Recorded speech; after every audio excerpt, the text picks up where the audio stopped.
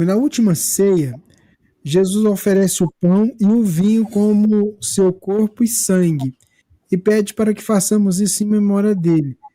Vocês poderiam me explicar por que não atendemos este pedido de Eucaristia? Talvez ela esteja fazendo essa relação com Sim. relação à doutrina espírita. Com Ah, vocês. essa prática de pão e vinho, ela não foi instituída por Jesus. Ela é da peça. A cerimônia da Páscoa judaica, ela tem esse momento em que se distribui pão e se distribui vinho. Isso é feito na Páscoa. E o que o Cristo dizia era que a gente se reunisse em memória dele. Fazei isso em minha memória. Mas o quê? Comer pão, tomar vinho ou reunir-se, estar juntos, celebrar a união. Observemos que a doutrina espírita, ela não tem nenhum símbolo, não tem nenhum símbolo. O único símbolo que a gente poderia dizer que a doutrina espírita tem é este aqui, ó, que foi um desenho de uma cepa feita numa reunião mediúnica em que Kardec participou. Kardec resolveu botar o desenho no Livro dos Espíritos, que disse que foi um desenho que foi feito lá, ele pegou e botou aqui. Aí a gente fica assim, por que botaram um desenho de uma cepa? Por que não botaram um pé de cupuaçu, um pé de manga, um pé de abacate, que tinha um negócio de uva? Vocês já viram que a gente não faz nada com uma uva? Com um abacate, uma manga, eu faço muita coisa, mas com uma uva não faço nada, só faço o quê? Quando a uva está junto. Então, a uva ali representa a união, a necessidade de estarmos juntos, trabalhando juntos para que a gente produza alguma coisa. A uva só consegue produzir algo se você pegar um cacho e espremer, que aí você vai dar o vinho. O vinho só surge porque as uvas estão todas em cacho. Elas não dão como a manga, que dá uma aqui, dá outra ali, e dá uma outra lá. A uva nem penca, ela dá em cacho. E os cachos costumam ter o formato do coração, porque é isso que a gente tem que procurar. Não é para a gente trabalhar espiritualmente isolado, nós temos que trabalhar juntos. E o vinho representa a alegria, representa o esforço final das uvas que se uniram para produzir algo. E o pão é o alimento que é interessante, que tudo no mundo mudou, mas o pão continua até hoje, né? Jesus disse, Senhor, nos dá o cuscuz de cada dia. Ele não falou, ele disse o pão.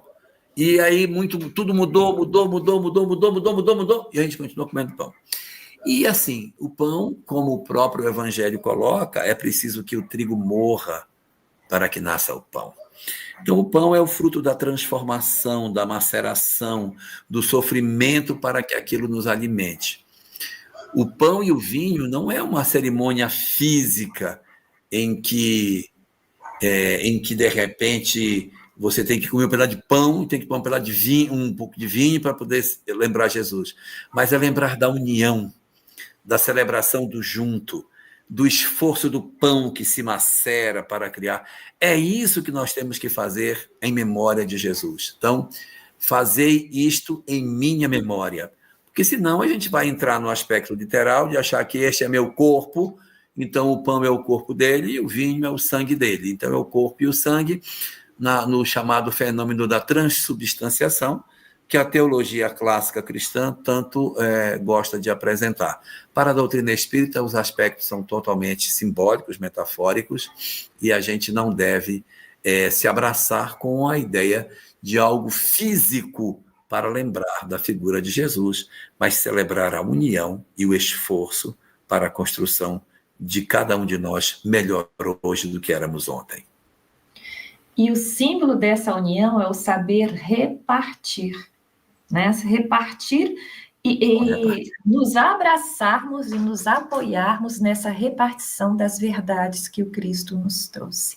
Não é uma união pura e simples, os seus discípulos serão reconhecidos, né, por muitos se amarem e por estarem um apoiando o outro em nome de Jesus. Só uma curiosidade da peça.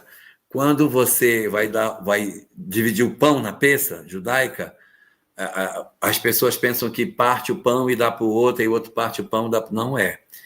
Uma pessoa parte o pão e joga. O pão é jogado na mesa. Rasga e joga.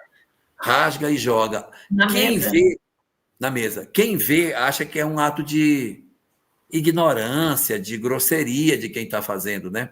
Mas não é, porque para o judaísmo, cada um tem que ir atrás do seu pão. Então não pode pôr na mão. Rasga e joga na mesa, e a pessoa vai lá e pega o pão e come. Aí rasga, joga para o outro. É tudo jogado na mesa, assim. É uma coisa bem interessante.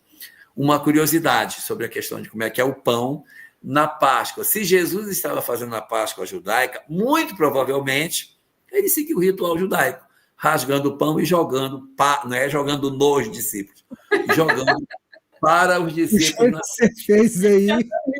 Você fez aí. Então, joga o pão na mesa e cada um pega o seu.